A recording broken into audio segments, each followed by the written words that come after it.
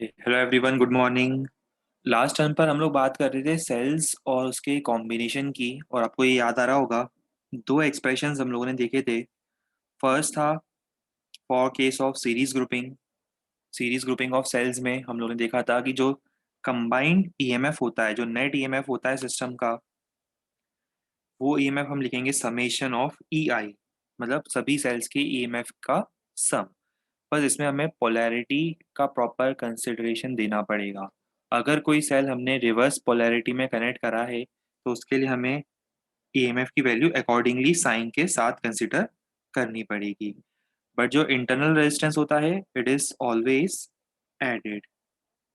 तो ये एक्सप्रेशन थे फॉर सीरीज कॉम्बिनेशन। फिर आया था case of parallel combination.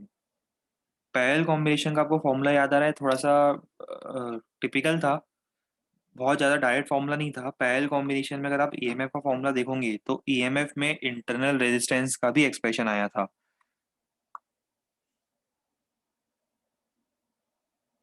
Net EMF या इक्विवेलेंट ईएमएफ इतना होगा। ये इंटरनल रेजिस्टेंस पर भी डिपेंड कर रहा है, देख रहे हो। E1/R1 plus E2/R2 the whole upon 1/R1 plus 1/R2, ये कंप्लीट एक्सप्रेशन है ईएमएफ का सिर्फ। और इंटरनल रेजिस्टेंस का फॉर्मूला क्या था? 1/R is equal to 1/R1 plus 1/R2। तो ये एक्सप्रेशन आया था EMF and internal resistance of a cell, net EMF and net internal resistance of a cell in case of parallel combination. Again यहाँ पर sign का consideration देना है। अगर पोलैरिटीज अपोजिट होगी, वो हम क्वेश्चन अभी करेंगे, आपको क्लियर हो जाएगा। चलिए, पैरेलल कॉम्बिनेशन में पहले हम एक क्वेश्चन करते हैं तो आपको फॉर्मूला का एप्लीकेशन जो है उसका भी आइडिया लग जाएगा। चलो, तीन सेल्स हैं,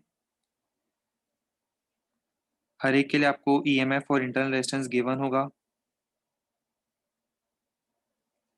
6 ओम,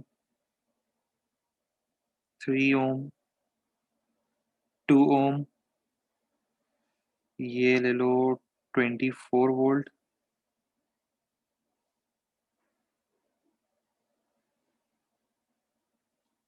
15 वोल्ट और 4 वोल्ट। 4 की जगह एक काम करते हैं, इसको अपन थोड़ा हैवी ले लेते हैं ना, 10 वोल्ट। 10 भी क्यों, तो वो हो जाएगा ऊपर 4, ये 5, तो इसको अपन ले लेते हैं 7 वोल्ट ले लो। चलो, ये फाइनल वैल्यू है, 7 वोल्ट ले लो। अब आपको क्या करना है, अब आपको इस कॉम्बिनेशन का पता है ना, आर इक्विवेलेंट और इक्विवेलेंट ईएमएफ, ये दो चीजें फाइंड करनी है।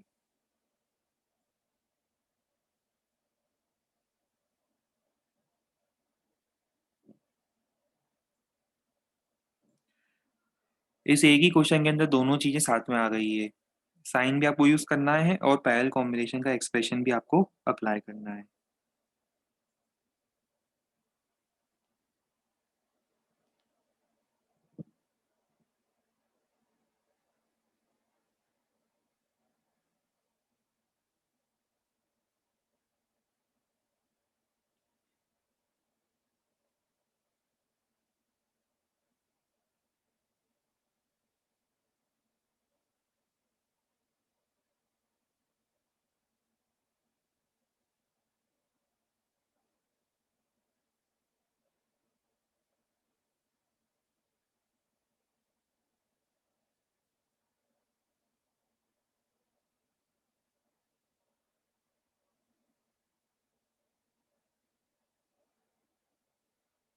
सिंपल सा कैलकुलेशन है, फॉर्मूले के अंदर वैल्यूज रखनी है, इक्विवेलेंट ईएमएफ मिल जाएगा,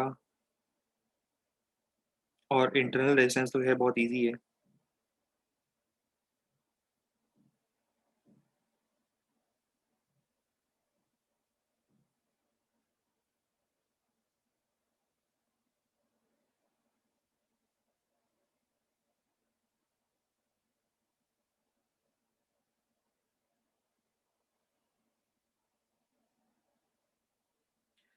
आगे आंसर गुड। चलो देखो, क्या करना था हमें? सबसे पहले हम लोग लिखेंगे ई इक्विवेलेंट, इक्विवेलेंट ईएमएफ कितना हो जाएगा? E1/R1, E1/R1, ये है E1/R1 plus E2/R2, E2/R2 plus E3, E3 7 volt divided by R3 whole divided by, ये फॉर्मूला कंप्लीट कब होगा? जब इसको डिवाइड किससे करेंगे? 1/R1 plus 1/R2 plus 1/R3 से। कितना हो जाएगा? ये ऊपर हो जाएगा 4 माइनस 5 प्लस 3.5 डिवाइडेड बाय कितना हो जाएगा? ये 6 3 और 2, 6 और 3 2 और 2 और 2 1, ये 1 हो जाएगा नीचे, है ना? तो ये आ जाना चाहिए 2.5 वोल्ट। और आर इक्वलेंट तो दिख ही रहा है, 1/R इक्वलेंट अभी हम निकाल ही चुके हैं, फिर से लिख देते हैं। 1/R इक्वलेंट हो जाएगा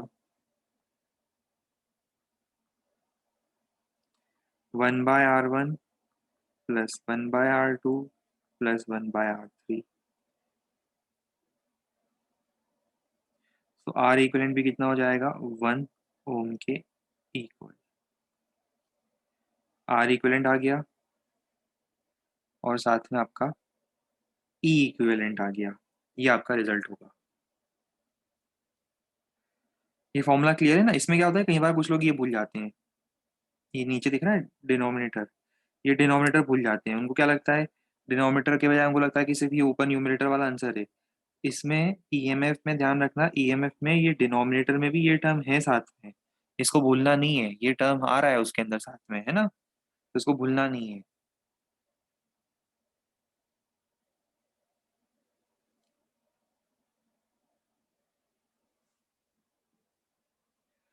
चलो ये भी क्लियर हो गया होगा।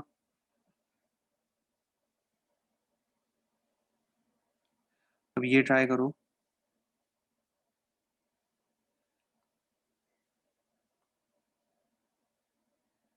वैल्यूज दे देते हैं आपको।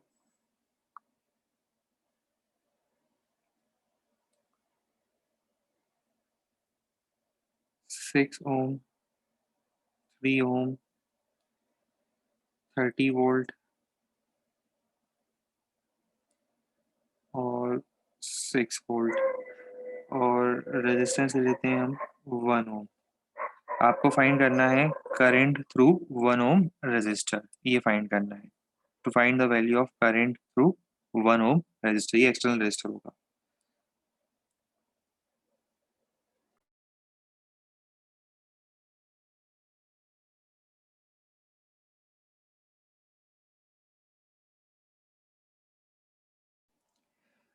अभी समझ में आ रहा है? ये दोनों सेल्स को पहले पैरेलल में मान सकते हो।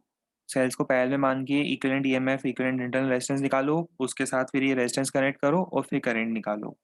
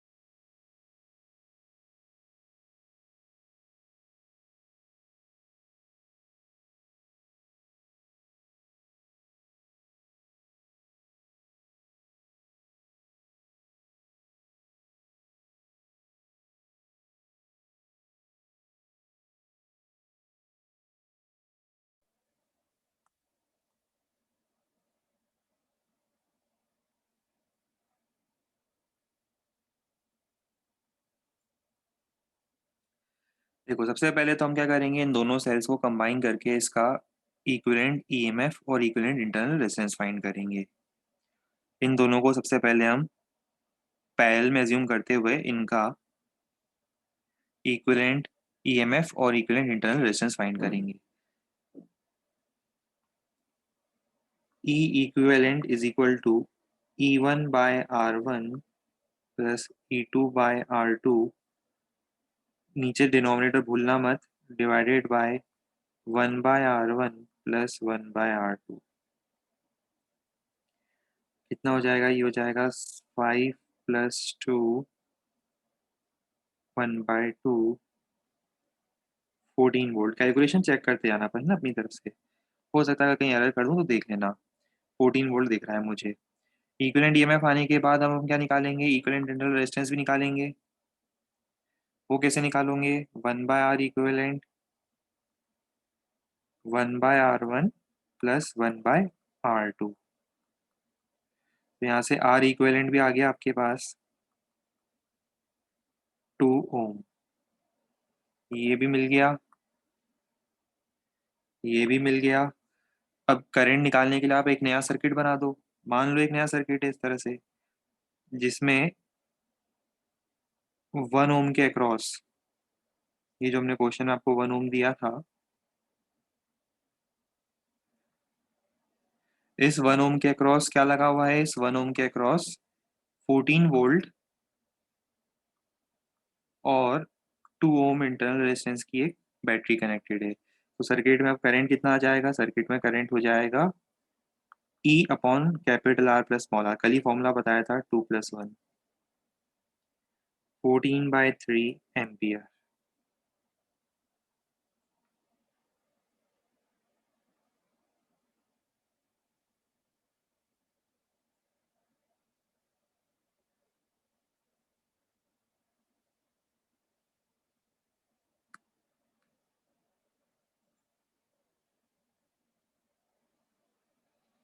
एक्सटर्नल और इंटरनल रेजिस्टेंस में क्या कंफ्यूजन होगा? ये बैटरी के साथ जो बनाया है वो उसका इंटरनल रेजिस्टेंस बनाया है, ये इंटरनल रेजिस्टेंस होता है। और ये जो बाहर लगा है वो एक्सटर्नल रेजिस्टेंस है, इसमें क्या कंफ्यूजन होगा? ये जो बाहर लगा हुआ है ये क्या है? ये जो बाहर लगा है ये इसका एक्सटर्नल रेजिस्टेंस है। ये आर एक्सटर्नल है और बैटरी के साथ उसका इंटरनल रेजिस्टेंस एसोसिएटेड है, वो ये रहे।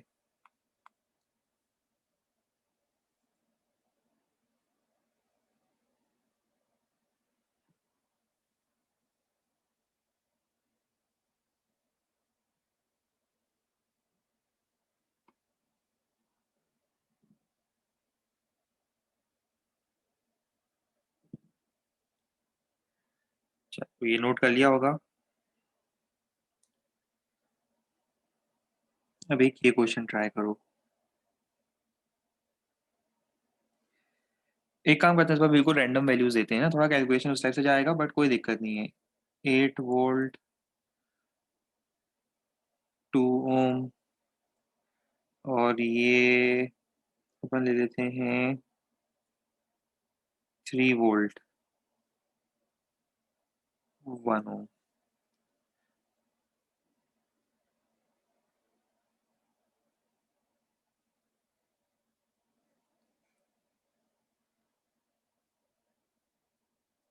5 वोल्ट और 0.5 ओम। अब आपको क्या फाइंड करना है? इस पूरे सिस्टम का between points A and B, ये 3 सेल्स है, इसमें से 2 पैरेलल में उसके साथ एक सीरीज में है। आपको इसका आर इक्विवेलेंट और इक्विवेलेंट ईएमएफ फाइंड करना है।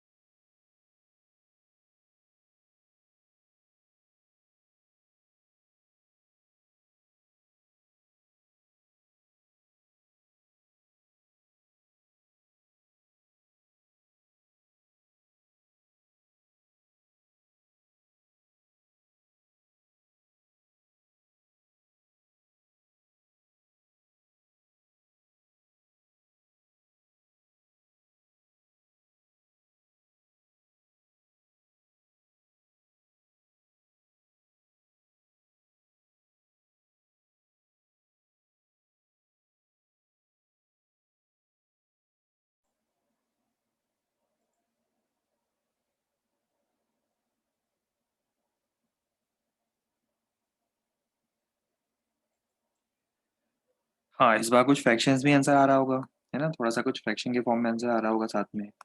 चलो देखते हैं। सबसे पहले तो हम क्या करेंगे, स्टार्टिंग करेंगे इन दोनों के कॉम्बिनेशन से। पहले तो यहाँ पर सॉल्व करेंगे। इन दोनों के कॉम्बिनेशन को, पैरेलल कॉम्बिनेशन को पहले सॉल्व करेंगे। स्टार्टिंग होगी यहाँ से। अभी वो सीरीज़ वाले को भूल जाओ। पहले इस पैरेलल कॉम्बिनेशन की वैल्यू हम फाइंड करते हैं। तो उस पैरेलल कॉम्बिनेशन के लिए हम लिखेंगे E equivalent is equal to E1/R1 plus E2/R2। जब कर रहे हैं तब साइन का ध्यान रखना है। E2/R2 whole upon 1/R1 plus 1/R2। ये हो जाएगा 4 माइनस 3 1 और डिवाइडेड बाय 3/2। तो ये 2/3 आ रहा है ना, ये आ रहा है 2/3।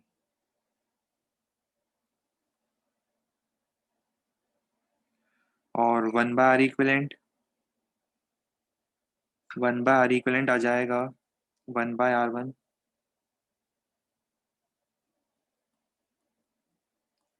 Plus 1/R2। अभी फाइंड कर ही चुके हैं वैसे वो भी, है ना? तो कितना आ जाएगा ये हो जाएगा 1/2 प्लस 1/1 और यहाँ से R इक्विवेलेंट हो जाएगा 2/3। वैसे भी आपको मेथड तो मैं डायरेक्ट बता चुका हूँ, R1 R2 upon R1 plus R2। ये तो आपको याद भी होगा, R1 R2 upon R1 plus R2। तो इससे भी आप डायरेक्ट लिख सकते थे। ये हो जाएगा इतना।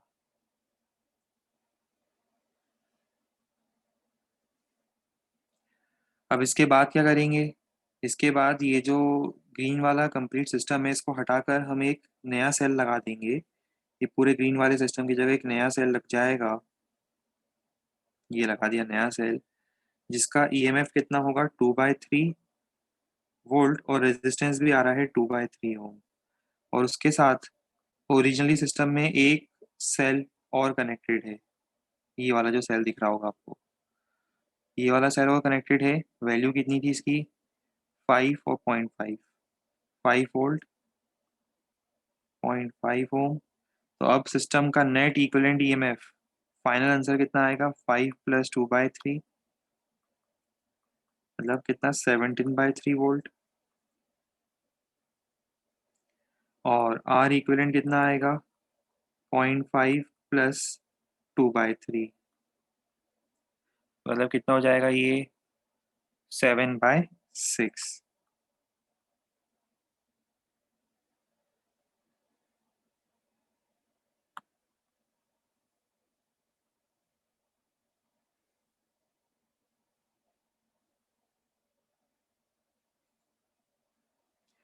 नोट तो कर लिया होगा सब लोगों ने वैसे।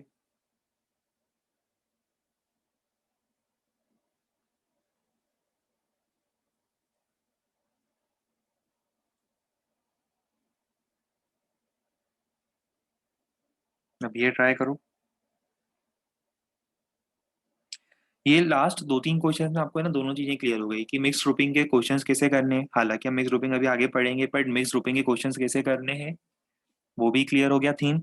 और ये भी क्लियर हो गया कि साइन कन्वेंशन कैसे लेना है। और पैरेलल का फॉर्मूला तो खैर क्लियर हो ही गया है हमें।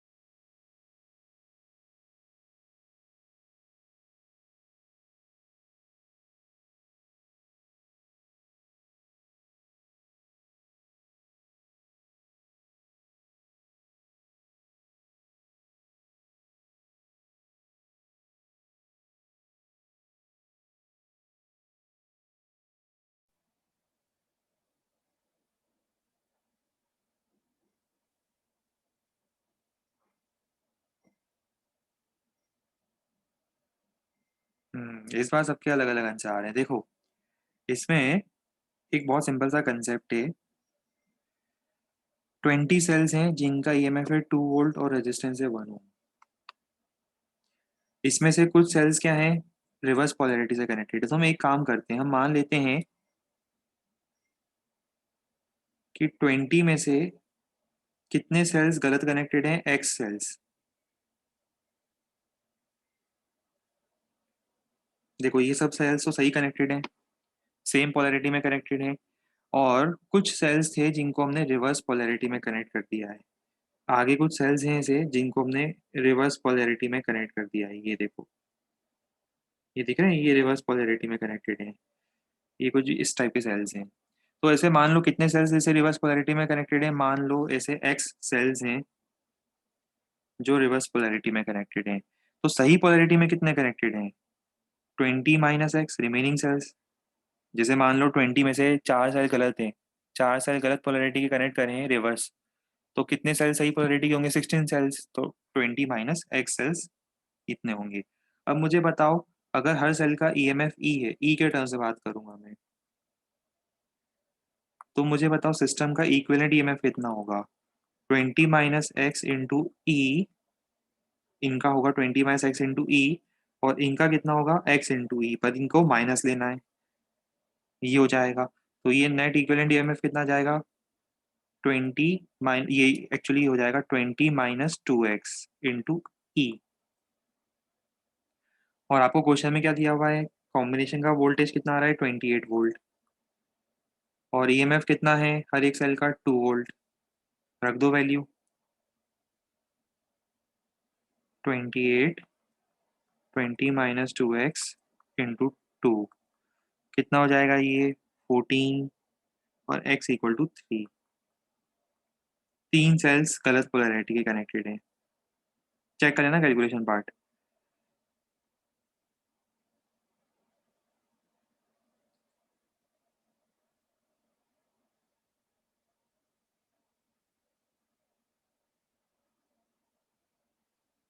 अच्छा, वैसे एक चीज़ और है कि आपको डायरेक्टली समझ में आता है कि आंसर, वैसे आप क्वेश्चन देखते से भी ऐसे बता सकते हो। मैं बता देता हूँ कैसे। देखो, 20 सेल्स है तो वैसे होना चाहिए था 40 वोल्ट, 2 वोल्ट अगर होता तो 40 वोल्ट होना चाहिए था, पर आ रहा है 28 वोल्ट। मतलब कितने का नुकसान हुआ अपना, 12 वोल्ट का नुकसान हुआ। 12 वोल्ट का नुकसान होने का मतलब 6 सेल का नुकसान है, 6 सेल का नुकसान हुआ। 6 सेल का नुकसान पता है कब होता है, जब 3 सेल अपन रिवर्स पोलैरिटी में कनेक्ट कर देते हैं। क्यों, क्योंकि जो 3 सेल रिवर्स पोलैरिटी में कनेक्टेड हैं, जो 3 सेल रिवर्स पोलैरिटी में कनेक्टेड हैं, वो 3 सही सेल को लेकर चले जाएंगे अपने साथ।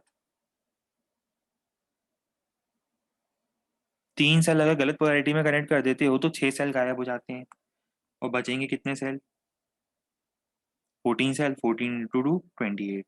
वैसा भी कर सकते हो अगर किसी को इक्वेशन फॉर्म नहीं करनी हो तो, पर कोई कंफ्यूजन ना हो इसलिए मैंने इक्वेशन फॉर्म करके आपको बता दी है।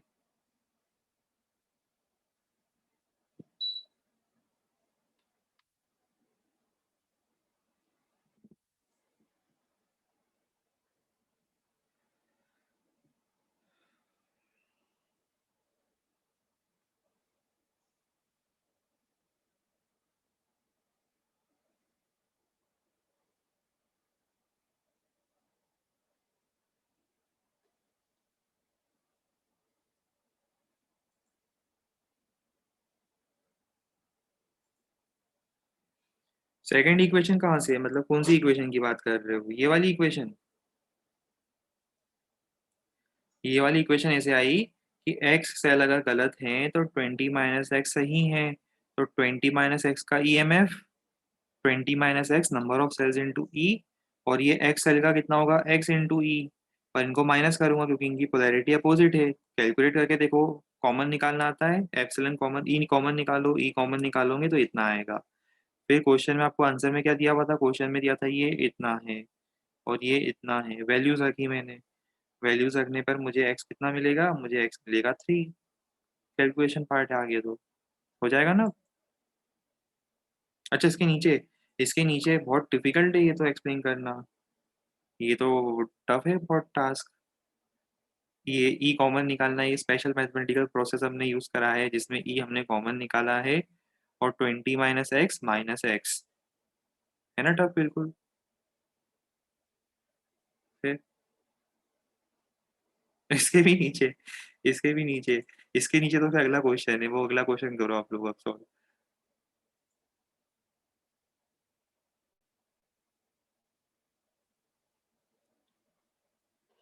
इसमें हमें E equal to M C square और बिल्कुल सही रॉकेट साइंस के फॉर्मूले लगते हैं, है ना।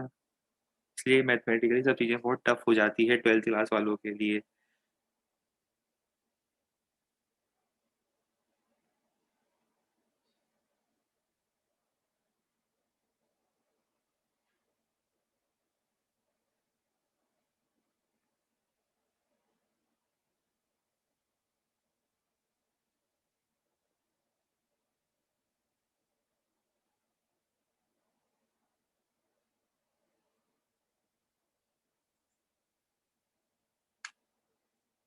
कल भी एक शॉर्ट सर्किट पे क्वेश्चन हुआ तो था, तो हो जाना चाहिए आज भी सॉल्व।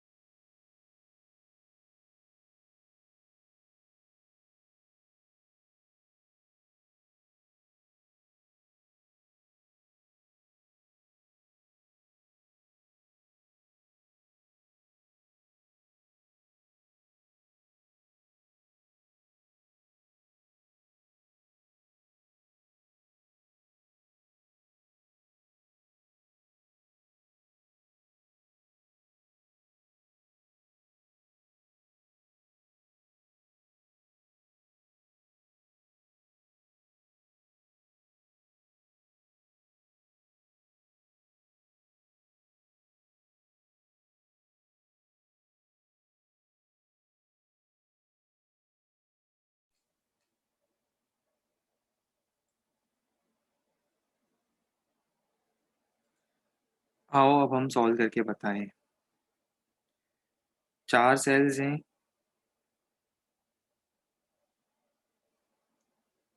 4 वोल्ट, 1 ओम।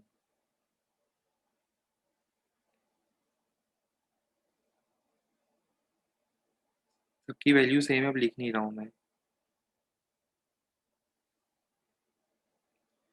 और ऐसा ही एक और सेल लगाना है।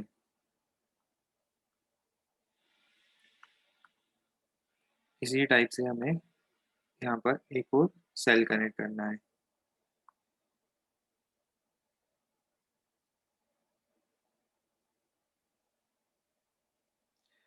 और इन सबको हमने क्या कर दिया, इस कॉम्बिनेशन को हमने शॉर्ट सर्किट कर दिया। चलो शॉर्ट सर्किट तो बाद में कर ही देंगे, पहले आप ए और बी के बीच में ईएमएफ निकाल लो। तो ईएमएफ कितना होगा, E1/R1 plus E2/R2, E3/R3, E4/R4 divided by 1/R1 plus 1/R2 plus 1/R3 plus 1/R4। कितना हो जाएगा ये, 4 ही आ जाएगा। ठीक है। और वैसे ही 1/R इक्विवेलेंट निकालो, 1/R1, 1/R2, 1/R3, 1/R4 ये आ रहा है 4, तो इसका मतलब आर इक्विवेलेंट कितना आ रहा है? आर इक्विवेलेंट आ रहा है 1/4। चेक करते जाना कैलकुलेशन, कहीं गलती कर दूं बता देना। आर इक्विवेलेंट आ रहा है 1/4। तो अब बताओ मुझे, इसको रिप्लेस करके क्या करूंगा मैं? एक नया सर्किट बनाऊंगा। नया सर्किट कैसा बनेगा? जिसमें एक ही सेल होगा, एक ही रेजिस्टेंस होगा, और इसी को शॉर्ट सर्किट कर दो। ये कर दिया इसको शॉर्ट सर्किट। इसका ईएमएफ कितना होगा? 4 वोल्ट। ईएमएफ होगा 4 वोल्ट, और रेजिस्टेंस होगा 1/4 ओम। करंट निकालना कोई बड़ी बात नहीं है। अब आपका आंसर आ जाएगा 4 डिवाइडेड बाय, मतलब ई बाय आर। कितना हो जाएगा? ई हो जाएगा 16 एम्पियर।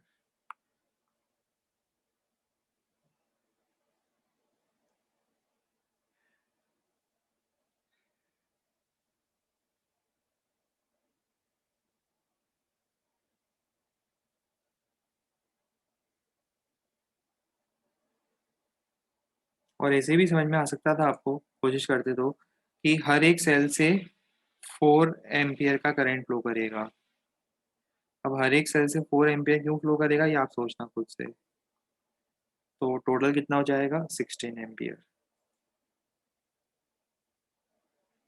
शॉर्ट सर्किट का काम ये था, शॉर्ट सर्किट के बिना करंट कैसे फ्लो करेगा जब सर्किट ही कंप्लीट नहीं होगा। ये वायर हटा देता हूँ। तो क्या काम होगा शॉर्ट सर्किट का? बिना उसके क्वेश्चन ही फॉर्म नहीं होगा ना। बिना शॉर्ट सर्किट के सर्किट ही कंप्लीट नहीं होगा। या कुछ और लगाना पड़ेगा, हमें एक्सटर्नल रेजिस्टर लगाना पड़ेगा। तो इसीलिए हमने इस टाइप का क्वेश्चन फॉर्म हुआ था ये।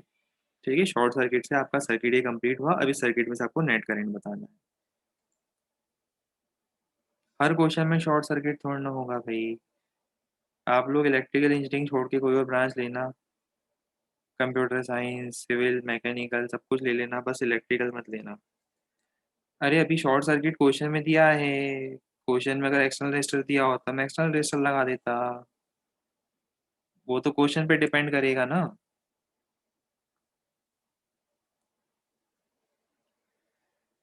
नेक्स्ट पढ़ रहे हैं हम लोग मिक्स ग्रुपिंग। मिक्स ग्रुपिंग में क्या होगा देख लो, आपके सामने है। जो भी है आपके सामने है सब कुछ। मिक्स ग्रुपिंग में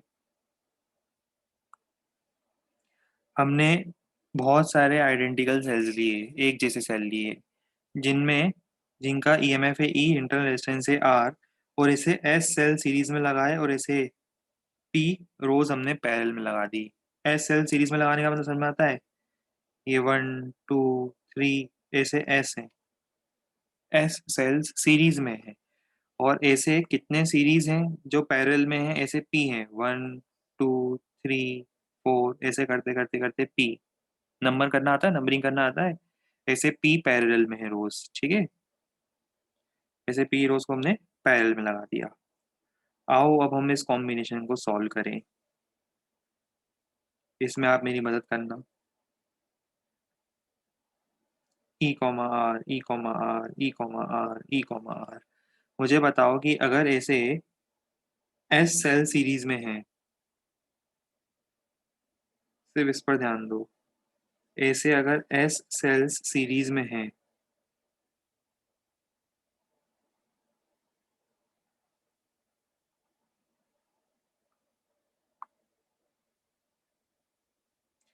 तो बताओ क्या करूंगा मैं? उनका ईएमएफ कितना आएगा? एस इंटू ई, सोचो कैसे ऐड करेंगे ना।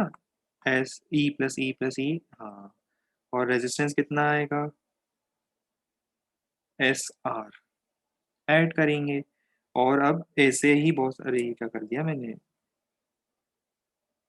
बैटरी लगाएंगे ना यहाँ पर। अब ठीक है, एस इंटू ई की बैटरी लगानी थी। और अब क्या करेंगे बताओ? ऐसे बहुत सारे जो सेल्स होंगे, जो इक्विवेलेंट सेल्स बन रहे हैं, वो सब किस में आ जाएंगे अब? सब पैरेलल में आ जाएंगे।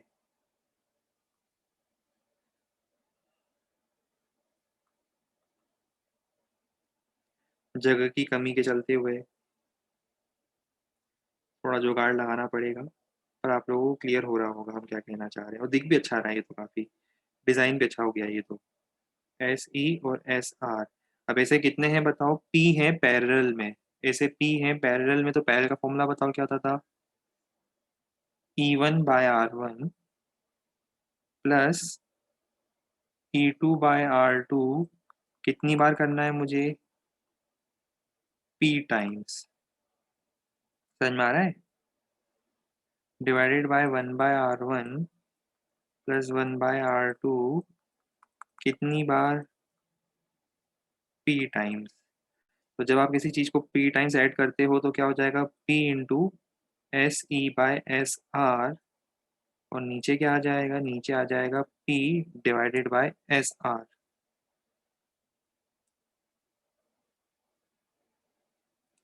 P इंटू 1/SR, ऐसा समझ लो आप। इसको नेक्स्ट स्टेप में सिंप्लीफाई करो, कर लोगे ना? ये तो आता होगा सबको सिंप्लीफाई करना। इसको सिंप्लीफाई करते ही अगले स्टेप में मुझे दिख रहा है इक्विवेलेंट ईएमएफ आ गया इतना। वैसे इक्विवेलेंट रेजिस्टेंस पता है ना कितना होगा? 1/R इक्विवेलेंट दिख रहा है आपको? ये देखो, ये 1/R इक्विवेलेंट दिख रहा है, मुझे तो दिख रहा है ये 1/R इक्विवेलेंट है।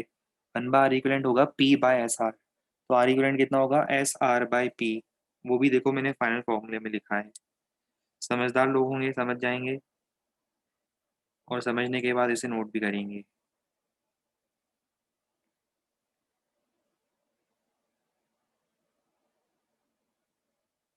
और जिसे डाउट है वो मुझे मैसेज कर दे, और बाकी लोग नोट करने पर ध्यान देंगे।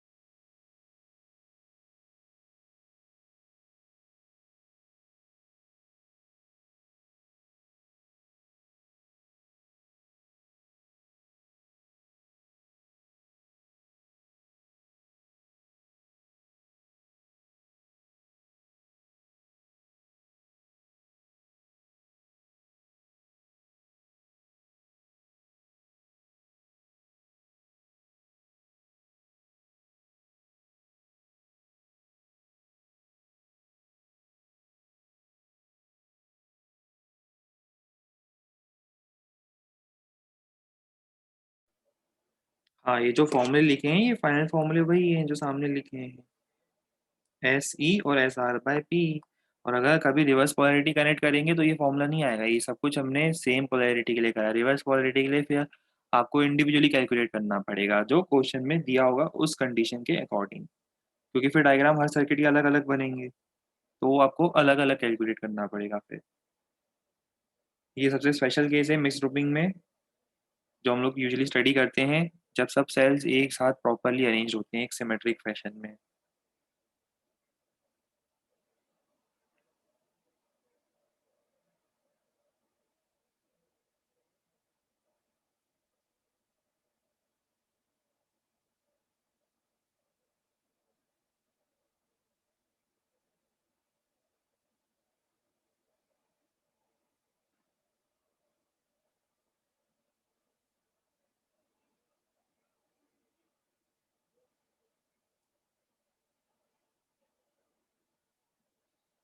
कर लिया नोट?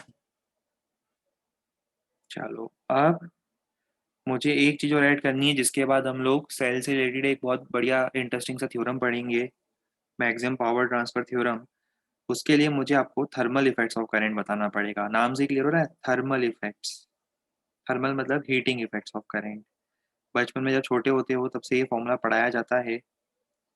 जब किसी रजिस्टर में से आई करंट पास होता है, जब भी किसी रजिस्टर आर में से आई करंट पास होता है, तो उसके अंदर जो हीट जनरेट होती है टी टाइम में, हीट का एक्सप्रेशन क्या होता है?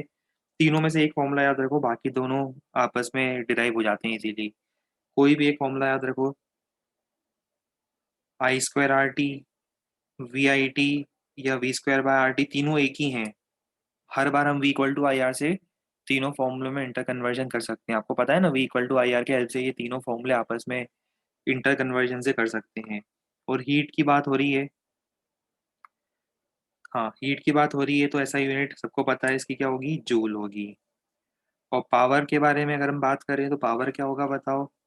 जिस रेट से इलेक्ट्रिकल एनर्जी सर्किट में डिसिपेट होगी वो क्या होगा? वो होगा power. Power is the rate at which electrical energy will be dissipated in the circuit. तो वो हो जाएगा वी आई या आई स्क्वायर आर या फिर वी स्क्वायर बाय आर। ऊपर वाले ही फॉर्मूले हैं, टाइम से डिवाइड करा है। ठीक है। और यूनिट क्या होगी इसकी? जूल पर सेकेंड। पावर की यूनिट सबको पता है वॉट होती है। ज़्यादा बड़ी unit kilowatt, megawatt. Horse power यहाँ यूज़ नहीं करेंगे ना, वो जनरली हम लोग मैकेनिकल इंजीनियरिंग वाले टर्म्स में ज़्यादा यूज़ करते हैं। हालांकि यहाँ करते हैं, पर कई बार इलेक्ट्रिकल इंजीनियरिंग में इसको अवॉइड करना ज़्यादा बेटर है। ठीक है। तो बिगर यूनिट्स वगैरह भूल जाओ, वैसे भी लिखने का कोई मतलब तो ही नहीं बिगर यूनिट्स, सबको पता ही होता है यूनिट्स के बारे में, तो उसको हम गायब कर देते हैं। मैजिक, ये हो गया गायब।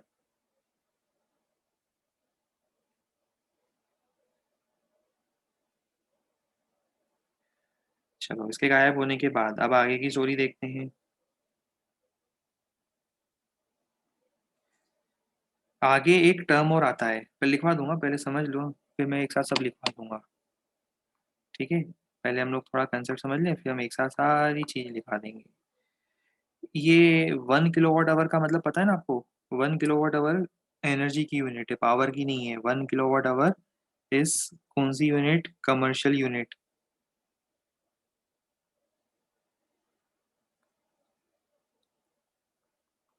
Of electrical energy.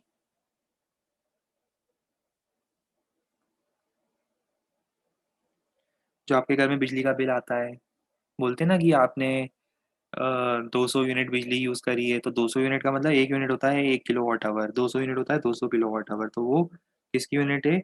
वो है unit of electrical energy consume. 1 kilowatt our का मतलब होता है जब भी 1 किलोवाट की पावर कंटिन्यूसली 1 आवर के लिए कंज्यूम हो, तो उसको बोलते हैं 1 किलोवाट आवर। कहने का मतलब, कभी जैसे मान लो आपके घर में कोई म्यूजिक सिस्टम है, म्यूजिक सिस्टम देखा है सब लोगों ने, उसके अंदर अगर मान लो रेटिंग लिखी होती है 1 किलोवाट, 1000 वाट लिखा होता है ना, पढ़ना देखना उसमें लिखा होता है 1000 वाट, 2000 वाट रेटिंग होती है। तो अगर मान लो उसमें लिखा है 1000 वाट, और आप इसको कंटिन्यूसली 1 आवर के लिए प्ले कर रहे हो, मतलब है कितना? ये 1 किलोवाट है ना, ये 1 किलोवाट है। और अगर 1 किलोवाट वाले को आप कंटिन्यूसली 1 आवर के लिए प्ले कर रहे हो, तो 1 आवर के बाद आपके मीटर की रीडिंग 1 यूनिट से बढ़ जाएगी। पर अगर इसी की जगह 2000 वाट होता तो क्या होता? 2 किलोवाट होता तो हाफ आवर में ही 1 यूनिट कंज्यूम हो जाती।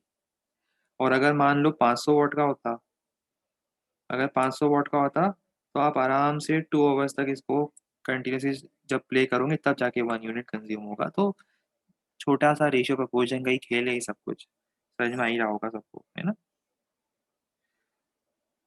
बस एक छोटा सा टर्म मैं और बताना चाहता हूँ, फिर मैं लिखने के लिए टाइम दे दूंगा। लगे हाथों क्या है वो, दो तीन चीजें ही हैं, फिर तो क्वेश्चन ही स्टार्ट होने हैं इसमें, फिर धड़ाधड़ क्वेश्चन आने हैं। तो पहले एक बार जरा और एक चीज समझ लें।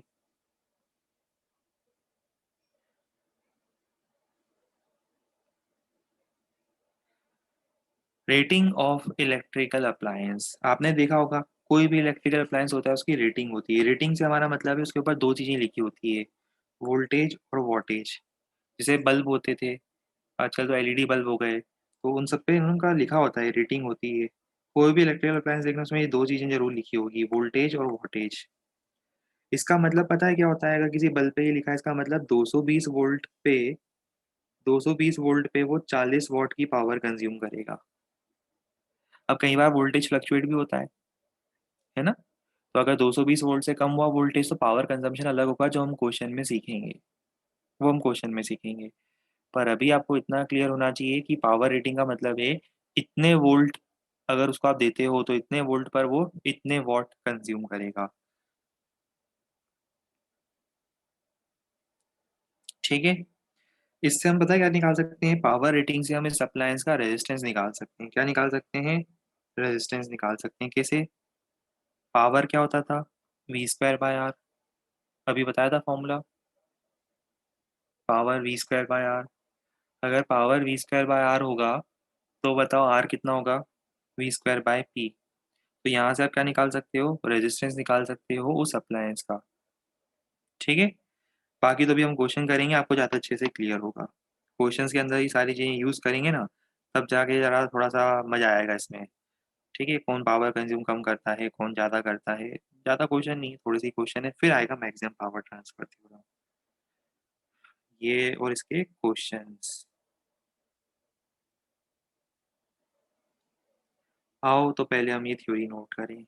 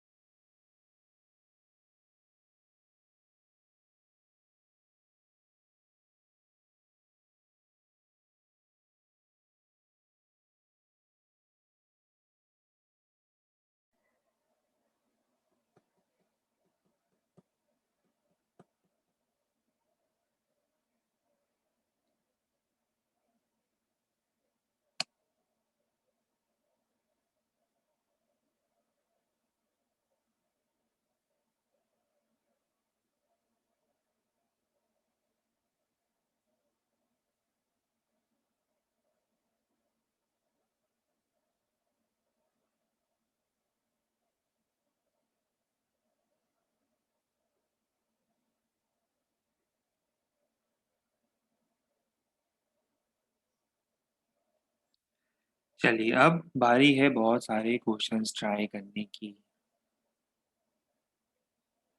नोट कर लिया था सब लोगों ने एक्सप्रेशन? गुड। हो जाओ शुरू।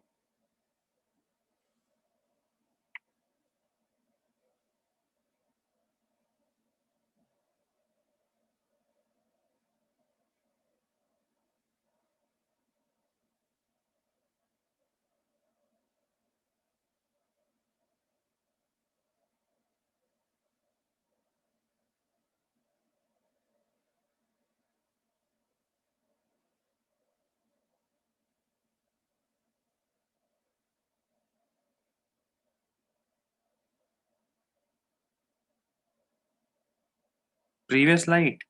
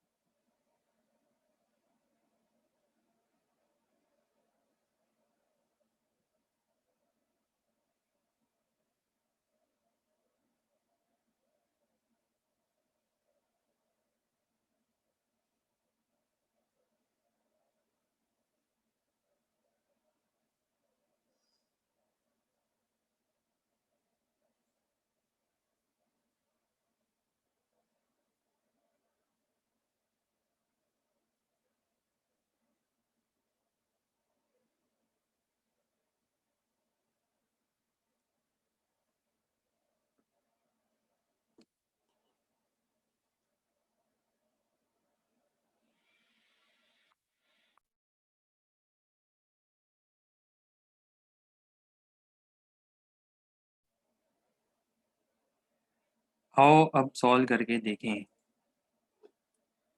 Resistance V square by P. V कितना? 220। तो 220 का स्क्वायर डिवाइडेड बाय 100 कितना आएगा ये? 484। ये आ रहा है ना? 484 ओम्स।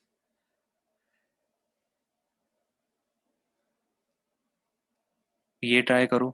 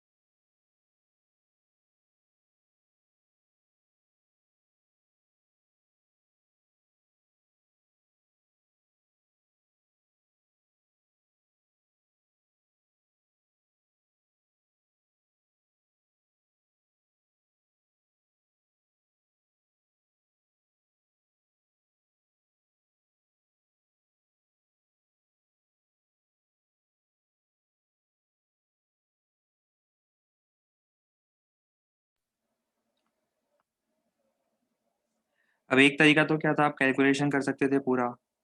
ठीक है। और लास्ट स्लाइड में क्या नोट करना है आपको? रेजिस्टेंस नोट करना चाहते हो? ये लो करो नोट।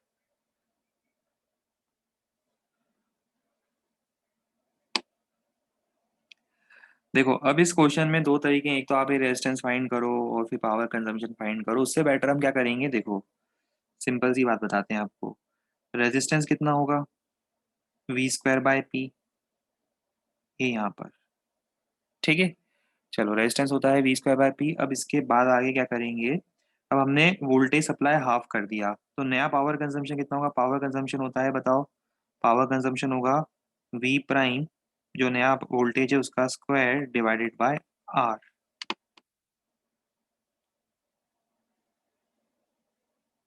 या डायरेक्ट भी बोल सकते हो कि रेजिस्टेंस तो सेम होगा, और आपने वोल्टेज जो है, वोल्टेज या पावर कंजम वोल्टेज जो है वो हाफ दे दिया, तो उसका मतलब पावर कंजम्पशन आप निकाल सकते हो। कैलकुलेट करना चाहते हो तो काफी लोगों ने कैलकुलेशन से किया, हम वैसा भी करके बता देंगे। चलो पहले कैलकुलेट ही कर लेते हैं, है ना, वो ज़्यादा आपको कंफर्टेबल दिखेगा।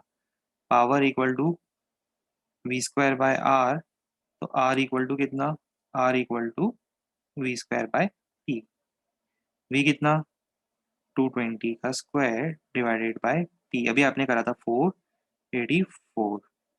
अब आपसे पूछा है 110 वोल्ट पे कितना पावर कंजम्पशन होगा, तो बताओ पावर कंजम्पशन 110 वोल्ट पे कितना होगा।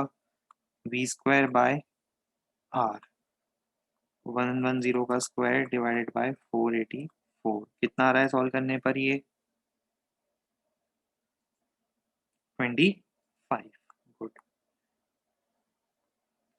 और डायरेक्ट समझ में आ रहा है मैं क्या बोलना चाह रहा हूँ। डायरेक्ट क्लियर हो रहा है कि रेजिस्टेंस तो सेम रहेगा। अगर आप 220 वोल्ट पे इतना वोल्टेज वोल्टेज कंजम्पशन है, 220 वोल्ट पे इतना है, तो अगर आप वोल्टेज हाफ कर दोगे तो पावर कंजम्पशन 1/4 हो जाएगा। कैसे, पावर होता है V²/R, रेजिस्टेंस कांस्टेंट होता है। अगर मैं वोल्टेज हाफ करूंगा तो क्योंकि उसका स्क्वायर है तो पावर कंजम्पशन 1/4 हो जाएगा। पावर कंजम्पशन क्या हो जाएगा, पावर कंजम्पशन हो जाएगा 1/4। और अगर पावर कंजम्पशन 1/4 होगा, आपको क्लियर हो गया होगा, अगर पावर कंजम्पशन 1/4 होगा तो इनिशियली अगर 100 वॉट था तो अब 25 वॉट हो जाएगा। दोनों तरह से कर सकते हो, जिसको कैलकुलेट करके करना है सेफर एंड पर वैसा करे, और जिसको डायरेक्ट देखना है वो वैसा करे।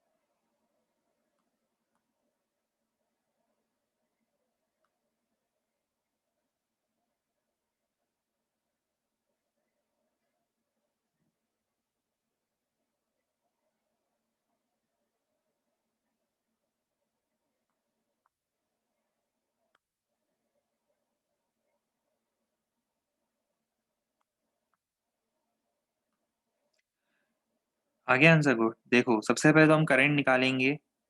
1 एम्पियर अगर यहाँ जा रहा है तो 1 एम्पियर का कितना पोर्शन हो जाएगा, 2/3, और ये 1/3। करंट डिवाइड कर दिया, चलेगा ये करंट डिवीजन। चलो करंट डिवाइड करने के बाद वापस से करंट क्या हो जाएगा, यहाँ पर 1 एम्पियर हो जाएगा। अब इसके बाद P1, P2, P3, P1, P2, P3 solve नहीं कर रहा हूँ। पावर हो जाएगा अब I²R, सब में से I²R निकाल देना इंडिपेंडेंटली। जैसे एग्जांपल P1 निकालना है, P1 सॉल्व कर देता हूँ। 2/3 का स्क्वायर इंटू आर 4/9 वॉट। वैसे ही अब आप P2 और P3 फाइंड कर सकते हो।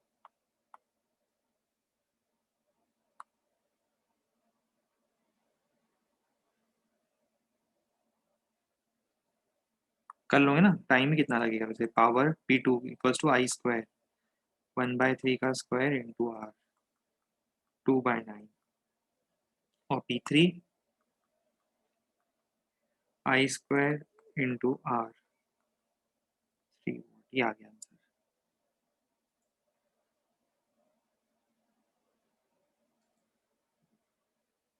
हम आगे प्रोसीड कर रहे हैं, रुकेंगे नहीं स्लाइड पे।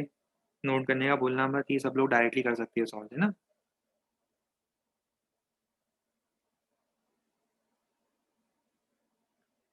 इसमें फाइंड करना है 10 वोल्ट की बैटरी है।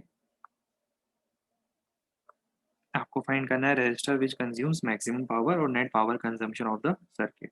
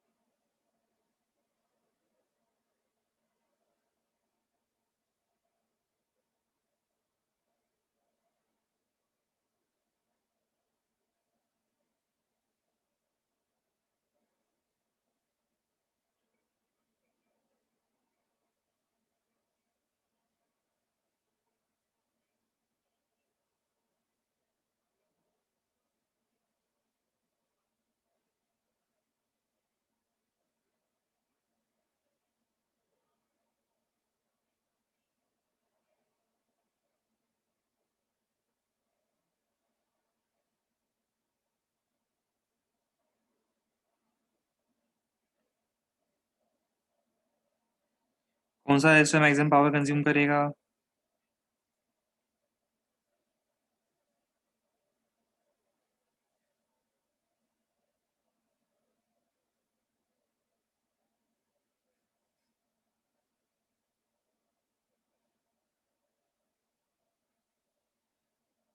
गुड, बहुत बढ़िया। देखो, सिंपल सी बात थी।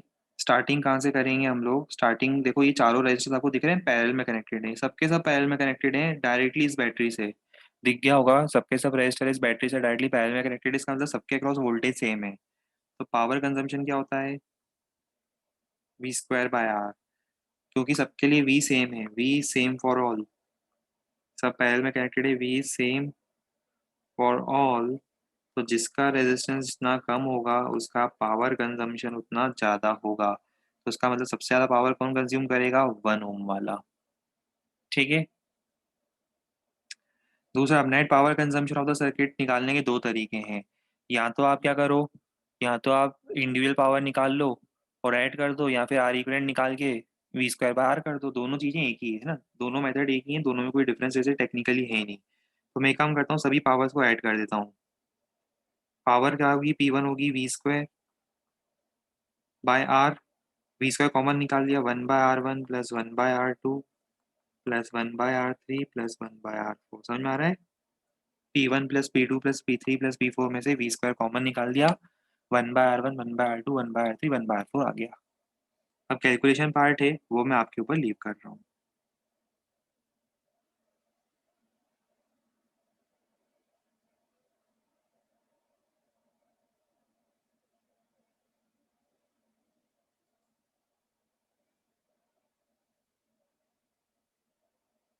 करो ट्राई।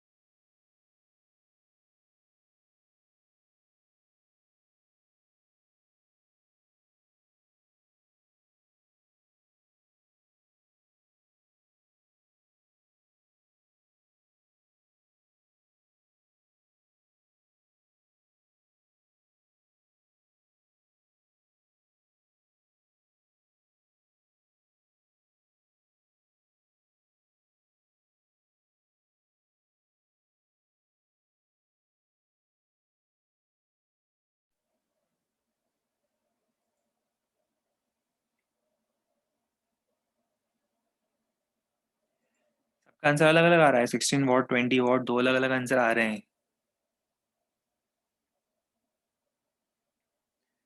चलो यहाँ से तो वापस कंटिन्यू करेंगे। अब नेक्स्ट नंबर पर आपको पता है क्या करना है। क्या करूँगे यहाँ पर, रेजिस्टेंस निकाल लूँगे, और रेजिस्टेंस निकालने के बाद इतने वोल्टेज पर हम इसे ऑपरेट करें, जबकि रेटिंग थी 220 वोल्ट पे, ऑपरेट करें 88 वोल्ट पे। तो आपको क्या करना है, ये अभी अपन एक क्वेश्चन पहले ही कर चुके थे, पहला ही क्वेश्चन था आज अपना शायद ये सेकंड क्वेश्चन, फर्स्ट या सेकंड क्वेश्चन ये वाला इस टाइप का क्वेश्चन था। कर सकते हैं इसको ट्राई। चलो इसको ट्राई करना।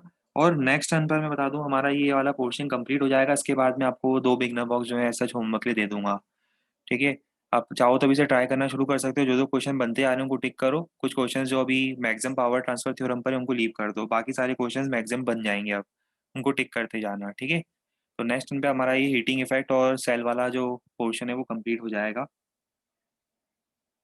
तो इसका सॉल्यूशन अपन डिस्कस करते हैं नेक्स्ट टर्न पर। इसको आज यहाँ पर अपन पॉज कर रहे हैं, आगे कंटिन्यू करेंगे। Goodbye and take care.